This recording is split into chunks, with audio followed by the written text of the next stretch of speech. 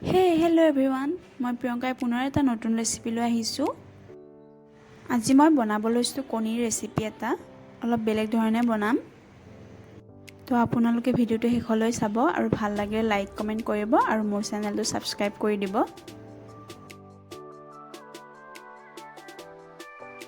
প্ৰথমে মই কেৰাহী এখনত মিঠাতেল দি দিছোঁ।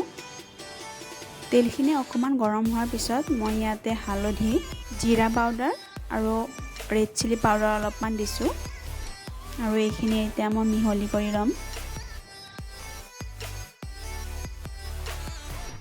মই কণীকেইটা বইল কৰি দুফাল কৰি লৈছোঁ। এতিয়া মই কণীখিনি ভাজি ল'ম।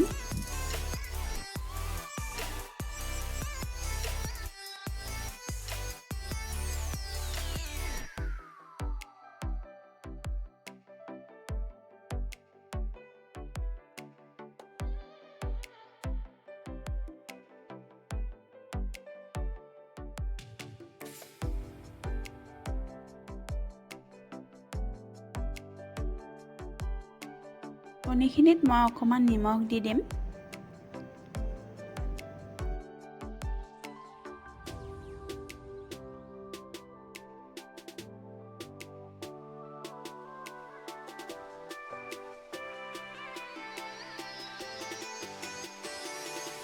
মোৰ কণীখিনি ভাজি হৈ গ'ল। এতিয়া মই অলপ অলপকৈ উঠাই ল'ম। সেই একেখন কেৰাহীতে এতিয়া মই ইয়াতে পিঁয়াজ দি দিছোঁ। পিঁয়াজখিনি মই সৰু সৰুকৈ কুটি লৈছোঁ।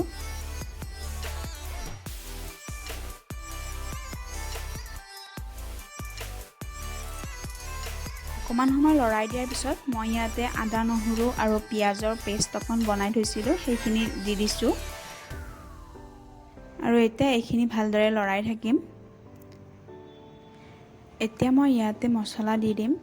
প্ৰথমে মই দিছোঁ জিৰা গুড়ি 1 চামুচ, ধনিয়া গুড়ি 1 চামুচ, ৰেড চিলি 1 চামুচ আৰু অকণমান গৰম মছলাও দিলোঁ।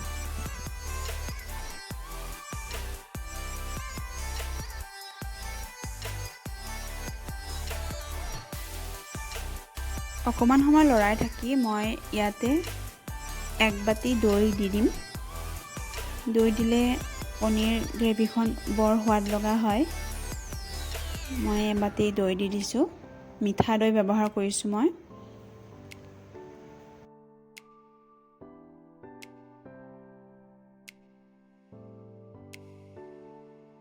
কণীৰ গ্ৰেভিখন এনেকৈ লৰাই থাকি মই 2 মিনিট সময় ঢাকি ৰাখিম আৰু তাৰপিছত ঢাকনি গুচাই মই আপোনালোকক দেখাইছোঁ। এতিয়া মই ইয়াতে ভাজি থোৱা কণীখিনি দি দিম।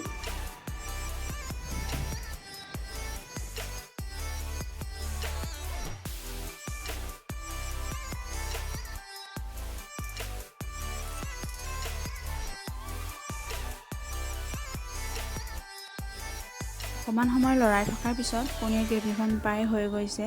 মই আপোনালোকক ওচৰৰ পৰা দেখাইছোঁ।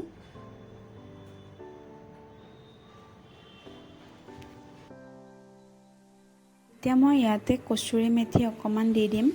কচুৰি মেথিটো অপশ্যনেল হয়, সেইটো মই গোন্ধ এটা ওলাবৰ বাবে দিছোঁ।